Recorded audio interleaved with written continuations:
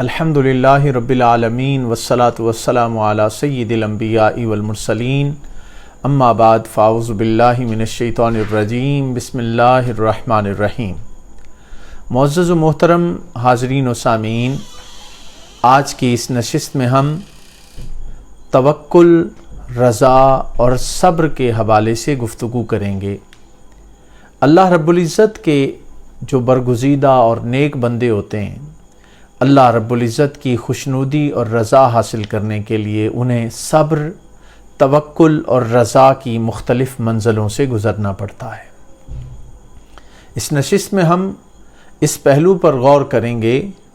کہ اللہ کے نیک بندوں کو صبر کے کن مراحل سے گزرنا پڑتا ہے، اور پھر توکل اور رضا کے حوالے سے بھی انشاءاللہ ہم گفتگو کریں گے۔ علماء کرام اور اہل اللہ نے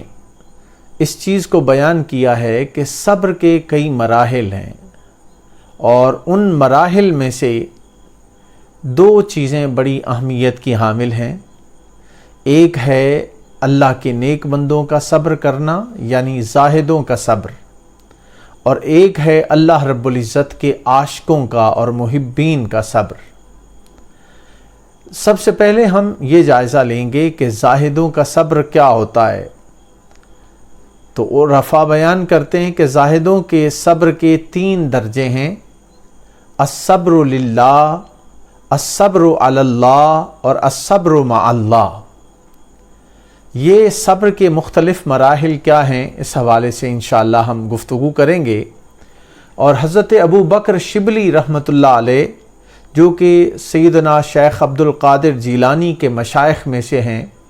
ان کے حوالے سے عرض کروں گا کہ انہوں نے الصبر للہ کے حوالے سے فرمایا ہے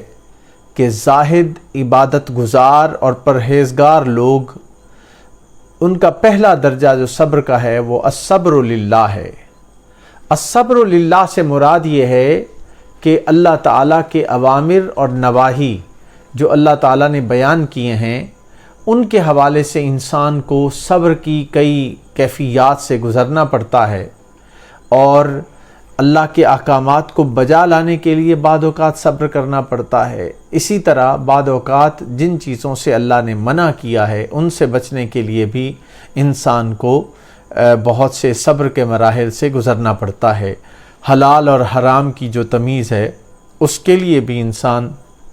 صبر کے مختلف مراحل سے ہمیں گزرتا نظر آتا ہے۔ یہاں پہ جو بڑی اہمیت کی حامل بات ہے وہ یہ ہے کہ اللہ کے راستے میں انسان جب تک کسی تکلیف سے، کسی اذیت سے نہ گزرے، اس وقت تک اللہ کی رضا کا حصول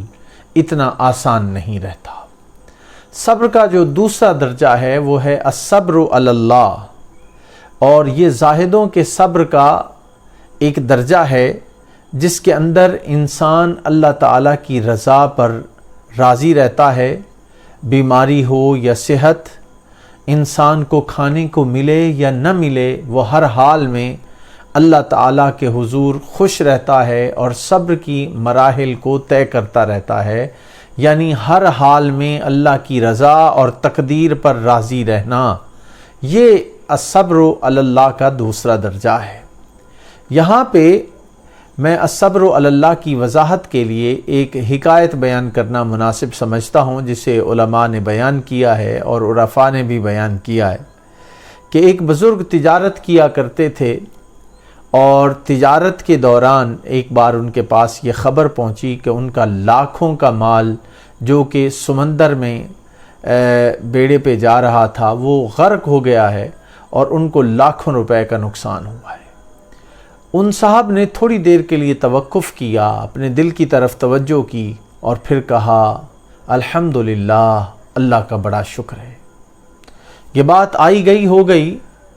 کچھ دن گزرے تو پھر کسی نے آ کے خبر دی کہ حضرت، وہ جو آپ کے مال کے نقصان کی خبر تھی اور اس نقصان کے ڈوب جانے کی خبر تھی، وہ جھوٹی ہے۔ آپ کا جو قافلہ جا رہا تھا مال و اسباب لے کر، وہ بڑی کامیابی کے ساتھ اور بہت زیادہ منافع کے ساتھ واپس آ رہا ہے۔ اس پر انہوں نے پھر تھوڑی دیر کے لیے توقف کیا، اپنے دل کی طرف توجہ کی، اور پھر کہا الحمدللہ، اللہ کا بڑا شکر ہے۔ جو مریدین تھے، جو ان کے ساتھ وابستہ لوگ تھے، انہوں نے کہا حضرت آپ کی یہ بات ہمیں سمجھ نہیں آئی کہ جب نقصان کی خبر پہنچی تو آپ نے پھر اللہ کا شکر ادا کیا، اور جب یہ خبر پہنچی ہے کہ بہت زیادہ نفع ہو گیا ہے اور اس نفع کے ہونے کے حوالے سے پھر آپ نے اللہ کا شکر بجا لایا ہے، یہ بات ذرا سمجھا دیجئے۔ وہ فرمانے لگے بات یہ ہے کہ جب مجھے نقصان کی خبر پہنچی تو میں نے اپنے دل کی طرف توجہ کی اور یہ جاننے کی کوشش کی کہ کیا مال کے نقصان پر میرا دل غم زدہ تو نہیں ہے، اللہ سے کہیں ناراض تو نہیں ہے، اللہ سے شکوہ تو نہیں کر رہا۔ تو کہتے ہیں جب میں نے دل کو ثبات پہ پایا اور دل کے اندر کوئی رنج ملال غم نہیں تھا، اس پر میں نے اللہ کا شکر بجا لایا۔ اسی طرح جب یہ خبر مجھ تک پہنچی کہ میرا مال بہت زیادہ منافع کے ساتھ واپس آ رہا ہے، تو پھر میں نے دل کی طرف توجہ کی کہ کہیں خوشی میں یہ اللہ سے غافل تو نہیں ہو گیا میرا دل، تو دل کو پھر بھی میں نے صابر اور شاکر پایا، اس پر میں نے اللہ کا شکر بجا لایا۔ تو یہ اللہ کے نیک بندوں کا طریقہ ہے کہ ان پر تکلیف آئے، خوشی آئے یا غمی آئے، وہ ہر حال میں اپنے مالک سے راضی نظر آتے ہیں، اور یہ وہ کیفیت ہے جس کو علامہ محمد اقبال رحمۃ اللہ علیہ نے بھی بیان کیا ہے، اور ان کا فرمان کیا ہے؟ برتر از اندیشہ سود و زیاں ہے زندگی، ہے کبھی جاں اور کبھی تسلیم جاں ہے زندگی۔ یعنی سود و زیاں، نقصان یا فائدہ، انسان اس چیز کو نہیں دیکھتا بلکہ اپنے مالک کی رضا کو دیکھتا ہے۔ اسی طرح زاہدوں کے صبر کا تیسرا درجہ وہ ہے الصبر مع اللہ۔ الصبر مع اللہ یہ ہے کہ معمول کی تکلیفیں اور راحتیں تو انسان پہ آتی رہتی ہیں، لیکن الصبر علی اللہ کا بلند ترین درجہ جیسے پہلے میں نے بیان کیا، اسی طرح الصبر مع اللہ یہ ہے کہ انسان پر جو بھی کیفیت گزر جائے وہ صابر و شاکر رہے، اور تکلیفیں، مصیبتیں، رنج، آلام، ہجوم کی صورت میں بھی انسان پر اگر حملہ آور ہوں تو انسان ان بوجھ کے تلے اپنے آپ کو دبا ہوا نہ پائے، بلکہ اللہ کی رضا اور اللہ کی قضا کی تقدیر، یعنی اللہ کی تقدیر کی چھری بھی انسان پہ چلتی رہے تو وہ اس پر شکوہ کناں نہیں ہوتا، وہ شکوہ نہیں کرتا بلکہ اپنے مالک سے راضی رہتا ہے، اور ان تکالیف کو بھی بڑی صبر کے ساتھ برداشت کرتا ہے۔ چنانچہ حضرت علی شیر خدا رضی اللہ تعالیٰ عنہ کے حوالے سے واقعہ ملتا ہے کہ ایک دشمن نے جب آپ پر حملہ کر دیا نیزے کے ساتھ اور وہ آپ کے جسم میں پیوست ہو گیا، نکالنے کی کوشش کی تو بہت تکلیف دہ تھا، لیکن جب حضرت علی شیر خدا رضی اللہ تعالیٰ عنہ نماز میں مشغول ہو گئے تو بعد نے مشورہ دیا کہ یہ وہ موقع ہے کہ حضرت علی شیر خدا رضی اللہ تعالیٰ عنہ کے جسم سے اس نیزے کو نکال لیا جائے۔ تو اب وہ اللہ تعالیٰ کی عبادت میں اتنے مگن تھے کہ ان کی توجہ رب تعالیٰ کی طرف تھی، نیزے کو نکال لیا گیا، لیکن علی شیر خدا کو احساس تک بھی نہیں ہوا۔ یہ ہیں صبر کے 3 درجے جو اللہ تعالیٰ کے برگزیدہ اور نیک بندوں کو حاصل ہوتے ہیں۔ اسی طرح عاشقوں کا ایک صبر یہ بھی ہے کہ الصبر عن اللہ، کہ اللہ تعالیٰ کے وصال سے محروم ہوتے ہوئے ہجر و فراق کی جو گھڑیاں ہوتی ہیں اس میں صبر کرنا، یہ عاشقوں کا صبر ہے۔ یعنی ان سے اللہ تعالیٰ سے دوری برداشت ہی نہیں ہوتی، وہ ہر وقت اپنے مالک کے دیدار کے متمنی ہوتے ہیں، اور جو لمحہ انہیں اللہ کا دیدار نصیب نہیں ہوتا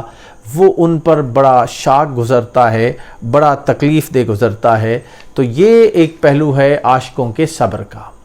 اب یہاں پہ یہ بات میں عرض کرنا چاہتا ہوں کہ یہ صبر کے جو مختلف درجے میں نے بیان کیے اہل اللہ کے حوالے سے، یہ ہر کوئی صبر کی ان کیفیات پر استقامت کے ساتھ نہیں رہ سکتا۔ چنانچہ روایات میں آتا ہے حضرت مولانا غوث علی شاہ پانی پتی ایک واقعہ انہوں نے بیان کیا ہے کہ ایک شخص کسی عاشق درویش کی خدمت میں جاتا، اس کی صحبت میں رہتا، تو انہوں نے کہا کہ آپ میرے پاس بیٹھتے ہیں، کوئی کبھی تمنا نہیں کی۔ تو انہوں نے کہا کہ بس میں تو آپ کے پاس اللہ کی رضا کی خاطر آتا ہوں، کوئی اور میری تمنا نہیں ہے، اور بس ایک ہی تمنا ہے کہ مجھے اللہ کے عشق کی ایک چنگاری نصیب ہو جائے۔ اس نے بار بار اس چیز کا اصرار کیا، تو اس پر اللہ تعالیٰ کے اس نیک اور برگزیدہ بندے نے ان کو عشق کی چنگاری یعنی اس کا تھوڑا سا فیض عطا کیا، تو وہ اس کیفیت کو اس کے اندر مدہوش ہو گیا اور مست ہو گیا، اور پھر وہ باقی زندگی اس کے لیے ایک روٹین کے مطابق گزارنا ذرا مشکل ہو گئی۔ یہاں پر قرآن پاک کی جب ہم مدد لیتے ہیں صبر کے ان مراحل کو سمجھنے کے حوالے سے، تو سورہ البقرہ اس کی آیت نمبر 155 ہمارے سامنے ہے، جس میں اللہ رب العزت نے فرمایا وَلَنَبْلُوَنَّكُمْ بِشَيْءٍ مِّنَ الْخَوْفِ وَالْجُوعِ وَنَقْصٍ مِّنَ الْأَمْوَالِ وَالْأَنفُسِ وَالثَّمَرَاتِ وَبَشِّرِ الصَّابِرِينَ الَّذِينَ إِذَا أَصَابَتْهُمْ مُصِیبَةٌ قَالُوا إِنَّا لِلَّهِ وَإِنَّا إِلَیْهِ راجعون، کہ ہم تم کو کچھ خوف سے، کچھ بھوک سے، کچھ مالوں، جانوں اور پھلوں کے نقصان سے آزمائیں گے۔ تو یہ مختلف کیفیات ہیں جو اللہ تعالیٰ اپنے خاص بندوں کو آزمائش میں ڈالتا ہے، اور جو اس آزمائش میں پورے اترتے ہیں، صبر کا دامن نہیں چھوڑتے، ان کو اللہ تعالیٰ نے قرآن پاک کی سورہ البقرہ میں بشارت سنائی ہے۔ اب یہاں پہ اگر بات کو تھوڑا سا اور آگے بڑھایا جائے تو یہ جو صبر کرنے والے ہیں ان کو اللہ تعالیٰ اجر کیا عطا کرتا ہے؟ تو ان کی جزا اللہ رب العزت نے سورہ البقرہ اس کی آیت نمبر 153 میں بیان کی ہے کہ ان اللہ مع الصابرین، کہ صابروں کی جزا یہ ہے کہ اللہ تعالیٰ کی معیت اور سنگت انہیں نصیب ہو جاتی۔ اور دوسرے مقام پہ ارشاد ہوا سورہ البقرہ اس کی آیت نمبر 157 میں کہ اولئک علیہم صلوات من ربہم ورحمہ، ایسے لوگوں پر اللہ تعالیٰ کی بے شمار نوازشیں ہیں اور رحمت ہے۔ تو یہ صبر کے 3 مراحل ہیں جن سے اللہ کے نیک بندے گزرتے ہیں، اور جو صاحب استقامت ہوتے ہیں انہیں اللہ کی معیت نصیب ہوتی ہے، اللہ تعالیٰ کی نوازشات اور انعامات نصیب ہوتے ہیں، اور اللہ تعالیٰ کی رحمت نصیب ہوتی ہے۔ معزز خواتین و حضرات، جس طرح صبر کے 3 درجے ہیں، اسی طرح توکل کے بھی مختلف مراحل ہیں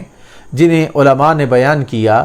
اور خاص کر کے یہاں میں حوالہ دینا چاہوں گا سیدنا شیخ عبد القادر جیلانی کا، جنہوں نے غنیت الطالبین میں توکل کے مختلف مراحل بیان کیے ہیں، جن سے اہل اللہ کے نیک بندے جن مراحل کو طے کر کے اللہ کی قربت، سنگت اور معیت کو حاصل کرتے ہیں۔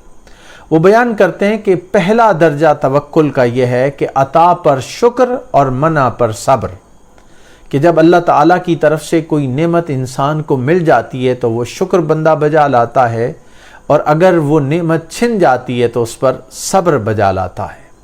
اب اس کیفیت کو بیان کرنے کے لیے انہوں نے جو بیان کیا ہے کہ اذا اعطا شکر و اذا منع صبر، کہ یہ وہ درجہ ہے کہ جب انسان کو نعمت ملتی ہے تو وہ شکر بجا لاتا ہے، اور جب نعمت چھن جاتی ہے تو اس پر صبر کرتا ہے۔ یہ پہلا درجہ ہے توکل کا، جسے سیدنا شیخ عبد القادر جیلانی بیان کر رہے ہیں۔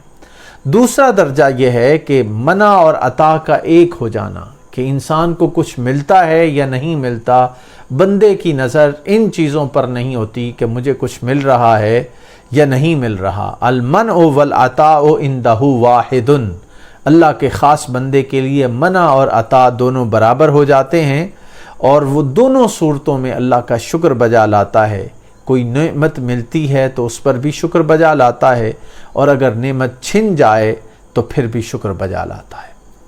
مرحلہ توکل کا تیسرا جو اہم مرحلہ ہے وہ یہ ہے کہ منع پر شکر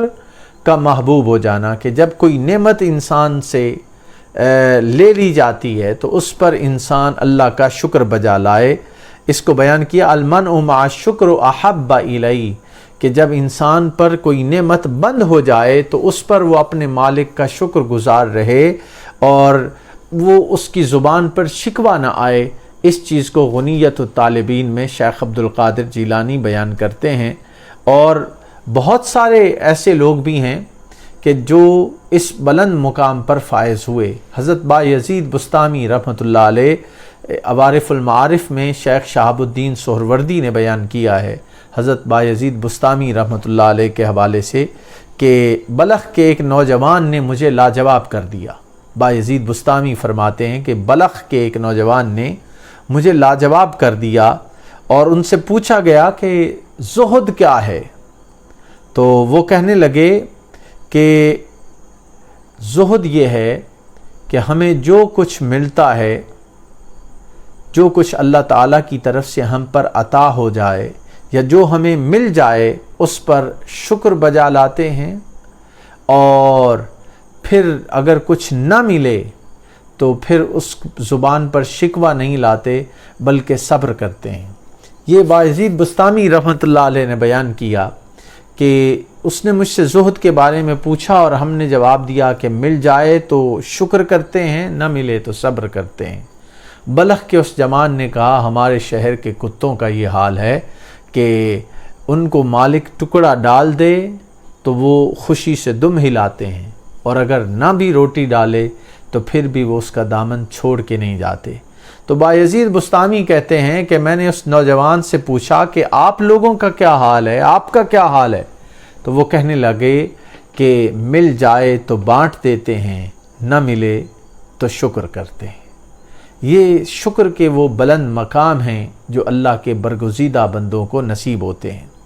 اور یہ بات سمجھنے والی ہے کہ ہم پر اگر اللہ تعالیٰ کے انعامات رہیں تو ہم صابر و شاکر رہتے ہیں، اور اگر آزمائش آ جائے، تنگی آ جائے تو ہم فوراً زبان پہ شکوہ لے آتے ہیں۔ یہ اللہ کے نیک بندوں کو زیب نہیں دیتا، اور یہ جو اللہ کے بندے ہیں توکل کرنے والے، اللہ کی ذات پر توکل کرنے والے ہیں، ان کو اللہ تعالیٰ بے شمار نعمتوں سے نوازتا ہے۔ اور قرآن پاک سورہ آل عمران اس کی آیت نمبر 159 میں ارشاد ہوتا ہے ان اللہ یحب المتوکلین، کہ بے شک اللہ تعالیٰ توکل کرنے والوں کو پسند کرتا ہے۔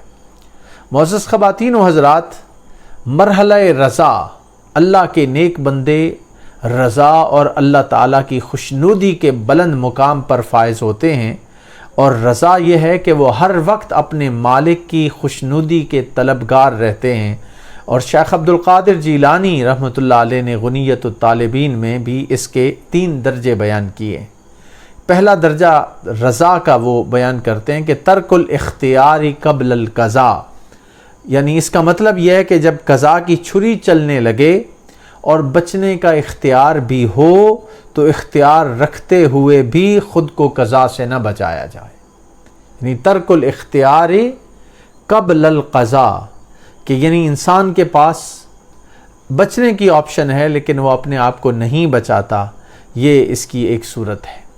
اور دوسری جو کیفیت ہے، جو دوسرا مرحلہ ہے، وہ یہ ہے کہ سرور القلب بمر القضاء، کہ جب انسان پر قضاء کی چھری چل رہی ہو تو انسان اس کی لذت اپنے قلب و باطن کے اندر محسوس کرے، اس کے جسم کے ٹکڑے بھی کیے جا رہے ہوں لیکن وہ پھر بھی ان کیفیات میں اللہ تعالیٰ سے راضی ہو۔ یہ ہے رضا کا دوسرا مرحلہ۔ اور تیسرا مرحلہ وہ بیان کرتے ہیں کہ جب قضاء کی چھری چل جائے اور سب کچھ انسان کا لٹ جائے، انسان اپنے انجام کو پہنچ جائے اور کچھ بھی باقی نہ رہے، تو پھر بھی زبان پہ شکوہ نہ لائے بلکہ اللہ تعالیٰ کی رضا میں راضی رہے۔ یہ ہے فقدان المرارتی بعد القضاء، کہ وہ اپنی زبان پہ شکوہ نہیں لاتا۔ یہ ایک کھٹن منزل ہے، مشکل مرحلہ ہے کہ انسان اللہ تعالیٰ کی رضا کے لیے اس کے احکامات پہ اس طرح زندگی گزارے کہ اس کی زندگی میں کوئی مشکل نہ آئے۔ یہاں پہ میں ایک واقعہ توکل کے حوالے سے اور خاص کر کے توکل کے بعد رضا کے حوالے سے بیان کرنا چاہتا ہوں۔ شاہ محمد غوث گوالیاری کا ایک واقعہ ملتا ہے کہ وہ گھوڑے کے اوپر جا رہے تھے اور ان کے پیچھے تقریباً 9 سال کی ان کی نواسی بھی سوار تھی۔ ڈاکوؤں نے حملہ کر دیا اور سارا مال لوٹ لیا۔ اب یہ جو شاہ محمد غوث گوالیاری رحمۃ اللہ علیہ یہ اللہ کے خاص بندے اور مقام رضا پر فائز تھے، سب کچھ لوٹ لیا تو کچھ نہیں کہا، لیکن جب نواسی آپ کے پیچھے بیٹھی تھی اور ڈاکوؤں نے اس کے کانوں سے وہ سونے کی بالیاں چھینی تو وہ شاہ محمد غوث گوالیاری سے برداشت نہیں ہوئی، تو جب یہ گوارا نہیں ہوا تو آپ نے اپنا ہاتھ یوں ہوا میں بلند کیا۔ وہ ہاتھ ہوا میں بلند کرنے کی دیر تھی کہ سب ڈاکوؤں کی گردنیں اتر گئیں اور وہ وہیں پہ ڈھیر ہو گئے۔ تو یہ مقام رضا پر فائز تھے، اور میں یہ عرض کرنا چاہتا ہوں کہ بہت سے علماء اور صلحاء ایسے ہیں کہ جو مقام رضا کی ان بلندیوں پہ جا کے صاحب استقامت نہیں رہتے، بہت کم ہوتے ہیں جنہیں یہ مرحلہ نصیب ہوتا ہے۔ جہاں ایک اور پہلو کی طرف میں آپ کی توجہ دلانا چاہوں گا، وہ یہ ہے کہ امام نبہانی رحمۃ اللہ علیہ کی کتاب جامع کرامت الاولیاء میں انہوں نے بیان کیا ہے کہ شیخ احمد شربینی رحمۃ اللہ علیہ ایک بہت بڑے بزرگ گزرے ہیں، مقام رضا پر فائز تھے، اور ان کا بچہ تھا، اس کی ایک ہی بچہ تھا اور اس کی بہت زیادہ علالت میں بیماری میں گزرا، اور ان کی زوجہ محترمہ ان سے کہتی کہ سارا جہان آپ سے رجوع کرتا ہے، آپ اللہ سے بچے کی شفا کے لیے دعا کیوں نہیں کرتے؟ تو وہ کہتے کہ میں اللہ کی رضا میں راضی ہوں۔ تو جب تکلیف بہت زیادہ بڑھ گئی اور ملک الموت روح قبض کرنے کے لیے جب قریب آیا، نزع کی کیفیت طاری ہوئی، تو پھر شیخ احمد شربینی رحمۃ اللہ علیہ کی نظر جب اس نزع کی حالت میں اپنے بچے پہ پڑی تو پھر مقام رضا پر وہ فائز نہ رہ سکے، یوں ملک الموت کی طرف نگاہ اٹھا کے دیکھی، بلکہ آسمان کی طرف دیکھا جب حالت نزع تھی، اور آسمان کی طرف جب دیکھا تو پھر مخاطب ہو کے کہا، ملک الموت سے فرمایا کہ ارجع الی ربک فإن حکم موتہ قد نسخ، کہ اپنے رب کی طرف لوٹ جا، بے شک موت کا حکم جو ہے وہ منسوخ ہو چکا ہے۔ تو یہ وہ کیفیت تھی جو مقام رضا کے حوالے سے بعد اللہ اور اولیاء کو حاصل ہوتی ہے، اور اس پر وہ اللہ کی رضا سے بڑھ کے، یعنی اللہ کی رضا یہ تھی کہ وہ قربانی دے دیتے، وہ بچہ ملک الموت کو جان دے دیتا، لیکن وہ نزع کی کیفیت برداشت نہیں ہوئی۔ معزز خواتین و حضرات، صبر، توکل اور رضا کے ان مراحل کو بیان کرنے کے بعد یہاں پر میں سیدنا امام حسین رضی اللہ تعالیٰ عنہ کی مثال دینا چاہوں گا کہ آپ کو اللہ تعالیٰ نے مقام رضا پر فائز کیا تھا۔ ایک تو میں نے جیسے شیخ احمد شربینی کا واقعہ بیان کیا، شاہ محمد غوث گوالیاری رحمۃ اللہ علیہ کا واقعہ بیان کیا، اور ایک کربلا کا وہ منظر ہے جس کے اندر اندوہناک واقعات سامنے آئے۔ خانوادہ رسول صلی اللہ علیہ وآلہ وسلم کربلا کی میدان میں ان کو ذبح کر دیا گیا، ان پر نیزے چلائے گئے، تلواریں چلائی گئیں، لیکن امام حسین مقام رضا کے بلند مرتبے پر فائز تھے۔ وہ اللہ کی رضا میں راضی تھے، اور اس رضا پر اللہ تعالیٰ نے انہیں بلند مقام سے نوازا کہ وہ توکل کے، صبر کے، رضا کے سارے مرحلے بدرجہ اتم ان کی ذات میں موجود تھے۔ یہی وجہ ہے کہ سیدنا امام حسین نے اپنا خانوادہ قربان کر دیا، اور پھر سب کے بعد خود یزیدی لشکر سے لڑتے رہے یہاں تک کہ ظہر کا وقت آ گیا، اور ظہر کے وقت امام حسین نے تیمم کیا وہاں کی ریت سے، اور پھر سجدہ ریز ہوئے، تو سجدہ ریز جب ہوئے تو پھر یزیدی لشکر نے آپ پہ حملہ کر دیا، اور اس دوران آپ کی روح آپ کی جسم سے جدا ہوئی، اور آواز آئی، یا ایتھا النفس المطمئنہ ارجعی الی ربک راضیۃ مرضیہ فادخلی فی عبادی وادخلی جنتی۔ یہ حضرت امام حسین کے کردار کی عظمت ہے، یہ آپ کا وہ بلند مقام ہے جو اللہ رب العزت نے آپ کو اتنے بلند مقام پہ فائز کیا کہ میدان کربلا میں صبر کے سارے مراحل سے امام حسین گزرے، پھر توکل کے بلند مقام پہ امام حسین فائز تھے، اور رضا کے بلند مقام پر فائز تھے کہ کربلا کے میدان میں اپنا خانوادہ بھی قربان کر دیا، نانا کے دین کے لیے اپنی جان بھی قربان کر دی، لیکن دین اسلام پر آنچ نہیں آنے دی۔ یہ وہ کردار ہے اللہ کے نیک بندوں کا اور خانوادہ رسول کا جس کو ہمیشہ یاد رکھنے کی ضرورت ہے۔ یہاں پہ میں آخر میں امام زین العابدین کا ایک واقعہ بھی بیان کرنا مناسب سمجھتا ہوں کہ جب امام حسین کی شہادت ہو گئی تو اس کے بعد یزید ایک شخص سے کسی بات پر اس کی ناراضگی ہو گئی، اور یہ وہ شخص تھا جو امام حسین کے قاتلوں میں شریک تھا، تو قاتلوں میں سے تھا۔ تو جب اس کو کہیں اور پناہ نہیں ملی تو وہ امام زین العابدین کے ہاں اس نے پناہ لی، اور کئی دن وہاں قیام رہا اس کا، اور جب وہ رخصت ہونے لگا تو امام حسین نے زاد راہ بھی دیا، سواری بھی دی، تو اس حسن سلوک کو دیکھ کر اس سے چلا نہیں گیا، کہنے لگا حضرت آپ نے لگتا ہے مجھے پہچانا نہیں۔ اس وقت امام زین العابدین مسکرا دیے اور کہا ظالم، میں تجھے کربلا کے دن سے پہچانتا ہوں جب میرے باپ کے قاتلوں میں تم بھی کھڑے تھے۔ تو فرمایا، وہ شخص کہنے لگا کہ حضرت پھر میرے ساتھ اتنا حسن سلوک، اس کی کیا وجہ ہے؟ فرمانے لگے وہ تمہارا کردار تھا، یہ ہمارا کردار ہے۔ تو معزز خواتین و حضرات، ہمیں بھی اللہ تعالیٰ کی رضا، اس کی خوشنودی حاصل کرنے کے لیے، اللہ کی قربت، سنگت اور معیت حاصل کرنے کے لیے صبر، توکل اور رضا کی ان بلند منزلوں کو حاصل کرنے کے لیے جد و جہد کرنا ہوگی، جس پر چل کر ہم دنیا و آخرت میں اپنے آپ کو بہتر بنا سکتے ہیں۔ والسلام علیکم ورحمۃ اللہ وبرکاتہ۔